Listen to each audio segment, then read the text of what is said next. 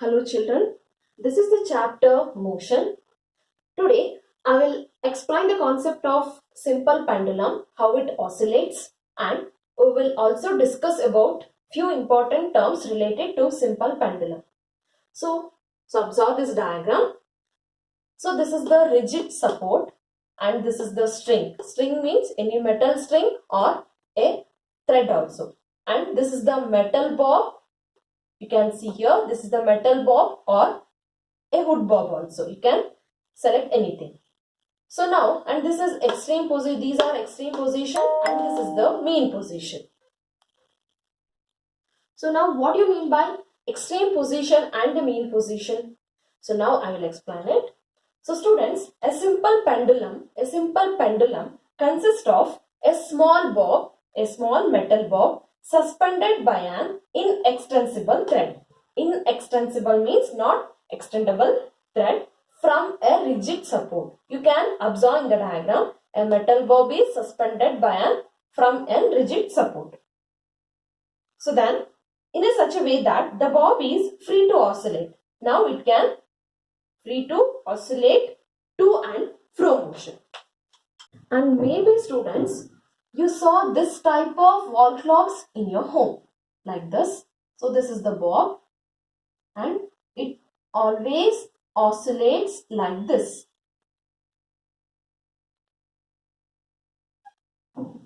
Oscillates like this. You saw this. This is the best example actually. So this oscillation only I am explaining here. So first, when the bob is displaced from its mean position, observe neatly like this. It begins to oscillate in an vertical plane about its mean position due to gravitational force. Now the metal bob starts the oscillation like this. So this direction observe. So the metal bob starts the oscillation when the pendulum reaches the maximum distance. So the bob reaches the maximum distance now. Then it starts its return journey. So like this arrow mark. Observe the arrow mark. So it starts oscillation when it reaches the maximum distance. It starts the return journey to the mean position. So this position is called the maximum displacement. So this maximum distance is called the extreme position. Then it starts the return journey. Afterwards, from this side also, it starts oscillation when it reaches the maximum distance. Again it starts the return journey. Observe the arrow marks neatly. So this position is called extreme position and this position is called mean position. Important terms related to simple pendulum.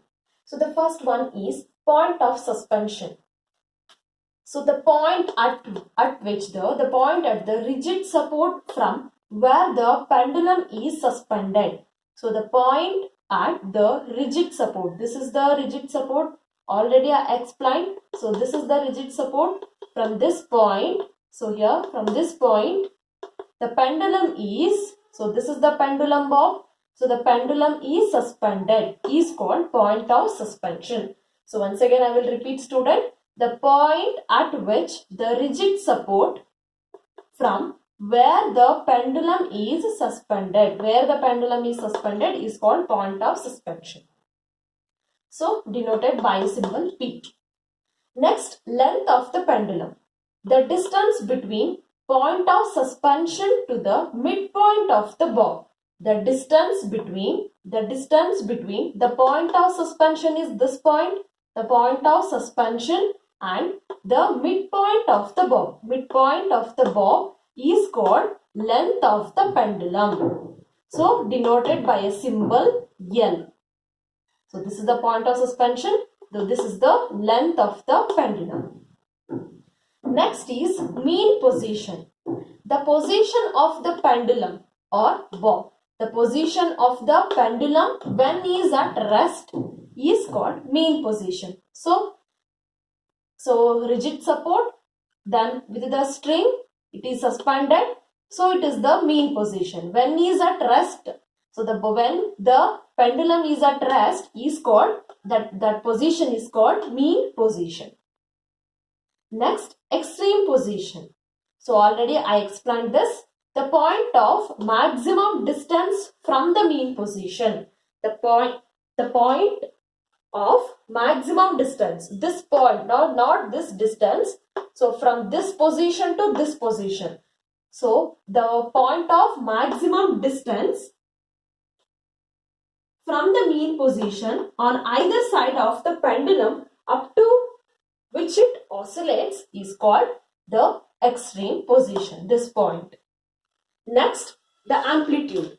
And similarly, on this side also, this is the extreme position. And next, amplitude, the maximum displacement of the bob from its mean position. Same like this. So, this is the displacement. This is the point is called extreme position, and the maximum displacement is called either side. So displacement is called the amplitude. Next, oscillation. One oscillation. So students, so observe this move. The pendulum, when pendulum moves, oscillates like this, then like this. So this is the complete one oscillation. One oscillation of the pendulum is said to be complete when it moves from mean position to one extreme end. From mean position to, when it starts, mean position to one extreme end and back to the mean position. Back to the mean position, and from there to the other extreme end and again back to the mean position is called the one oscillation. I will show with the arrow mark.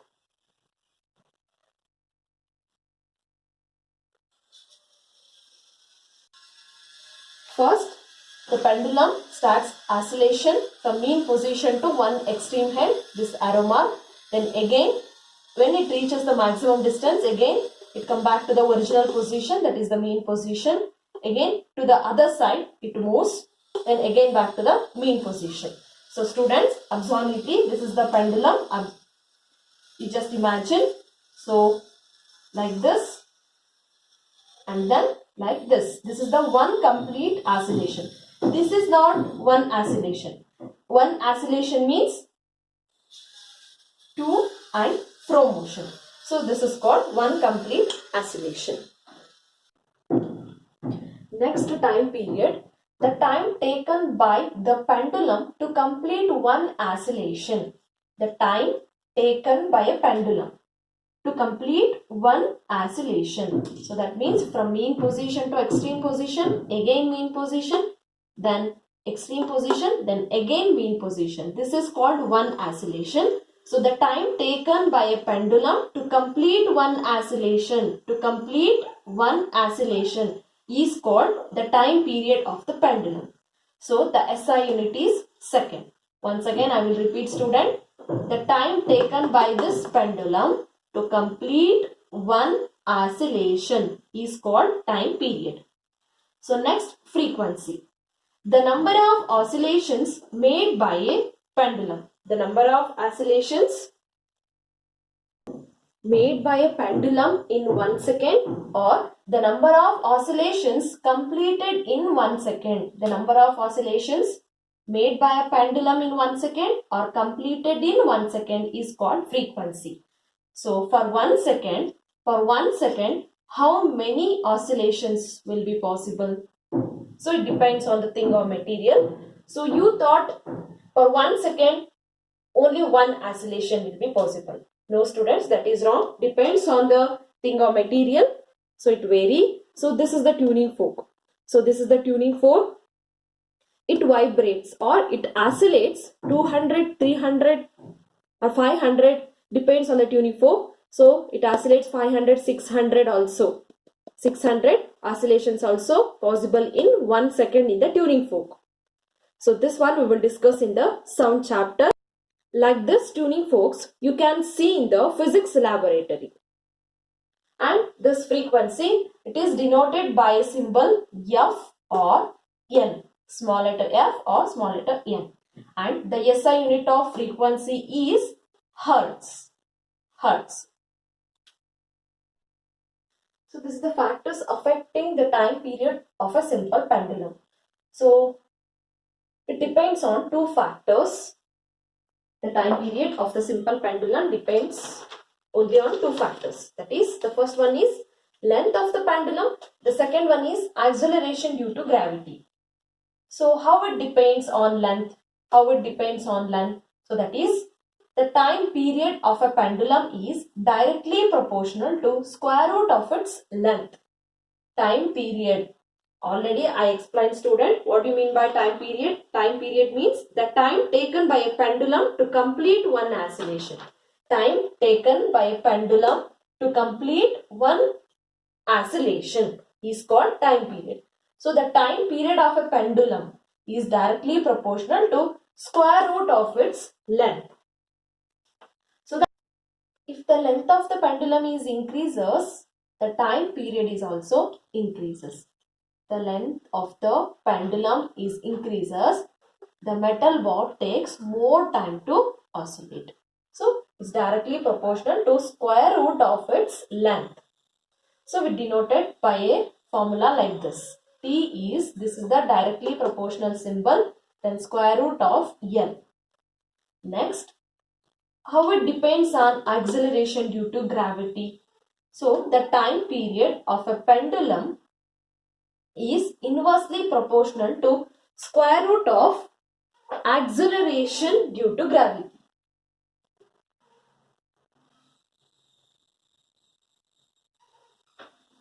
Acceleration due to gravity, this is the inversely proportional symbol. T is, that means if G, that is gravitational constant, gravitation, G at a place is more, the time period will be less. This because this is inversely proportional. If the G is more, the gravitation, acceleration due to gravity is more, the time period is less. If the gravitational power is less, the time taken, the time period will be more. The gravity of the earth is constant, so there is no changes here. But when we compare to the other planet, for example, the acceleration due to gravity is less on the moon than on the earth. So gravity is very less in the moon compared to earth. So the time period of a simple pendulum would be more on the moon as compared to the earth. So this is the dependence on acceleration due to gravity. You can represent like this. T is, this is also directly proportional symbol, but here 1 by square root of G. So this is the inversely proportional to acceleration due to gravity. So now we will write the formula for time period of simple pendulum. Students, we know the time period is directly proportional to the length, or directly proportional to square root of its length. So consider equation number 1. So then second one, time period is inversely proportional to acceleration due to gravity. So consider this one as equation number 2. Time period is directly proportional to square root of its length, and time period is inversely proportional to acceleration due to gravity. So combine the equation 1 and 2. Combine the equation 1 and 2. So then here T is the T right now. So proportional symbol. So we can write like this, L divided by G. So now observe, students, T is equal to T is directly proportional to square root of its length and inversely proportional to square root of acceleration due to gravity. So this is the formula, and then in the next step, so we can remove the proportional symbol. Proportionality means almost equal. So equal, when we remove this proportional symbol, we need to write the constant. So that is A. So then write A. T is equal to A is a constant, and write L G. So this is the final formula. So this is the formula for time period of the simple pendulum. T is equal to A square root of L divided by G. So in this case, A is constant. A is constant because we are removing this proportional symbol. Constant means that is 2 pi. Pi value we know. So that is pi value. Here I will write in the bracket. Pi is equal to 22 divided by 7 or 3.142 is the pi value. So then L means length of the pendulum. Then G is equal to acceleration due to gravity. Acceleration due to gravity.